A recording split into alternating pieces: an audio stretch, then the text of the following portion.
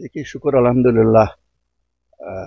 Election का date यहाँ का भी फिक्स हुआ, नोटिफिकेशन निकल आई है। तो हम लोगों के पास जा रहे हैं। जो असली डेमोक्रेसी में सरदार होते हैं वही लोगों को चुनते हैं अपने वोट से। गुजारिश कर रहे हैं हम अपनी पास्ट परफॉर्मेंस पे और जो हमने खिदमत लोगों की 2019 से की है उसके बेसिस पे आपको मालूम है कि मैं और मेरी जमात अपनी पार्टी वाहिद जमात है जिन्होंने 2019 5 अगस्त के बाद सामने आके ज़मीनों का तहफ़्फ़ुज़ और नौकरियों का तहफ़्फ़ुज़ कराया।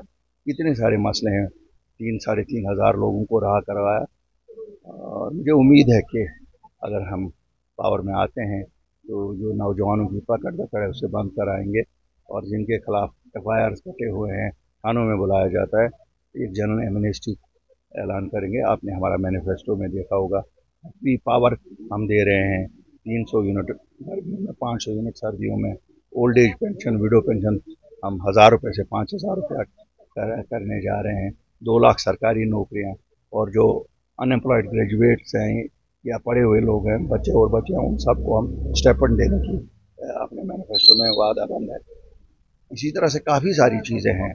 उज्ज्वला गैस स्कीम में जिनको ये मैंने 4 सिलेंडर फ्री उनको दे दिए।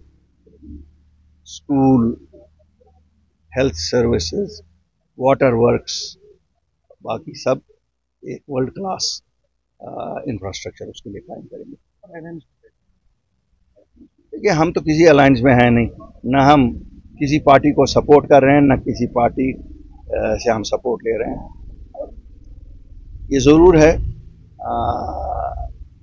कि 87 की बहुत बुरी एक्सपीरियंस है जब कांग्रेस और NC का अलायंस हुआ था।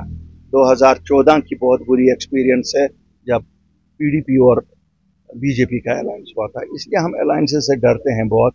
अलायंसेस का जम्मू कश्मीर में लोगों पे बहुत बुरा असर पड़ता है, क्यों अलायंसेस से इन जमातों को लगता है कि वो कत्रो बतर कर सकते हैं लोगों का, लोगों के मफादात का, लोगों के एहसासात का, लोगों के जज्बात का। और अगर हम आज देखें जो हमारे नौजवान जेलों में हैं, या जो हमारे नौजवान इस वक्त थानों के चक्कर काट रहे हैं, या जिनकी वेरिफिकेशन बंद है, या जिनकी पासपोर्ट नहीं जुड़ा हुआ है, FIR किसने काटे हैं? ये तो वही सब हैं जो 96 से अवामी सरकारें बनी, चाहे नेशनल कॉन्फ्रेंस की सरकार बनी डॉक्टर फारूक अब्दुल्ला की सरबराही में, चाहे मरहूम मुफ्ती मोहम्मद सईद की सरकार बनी, चाहे फिर उमर अब्दुल्ला साहब की सरकार बनी, चाहे महबूबा मुफ्ती जी की सरकार बनी। ये FIR तो वही हैं।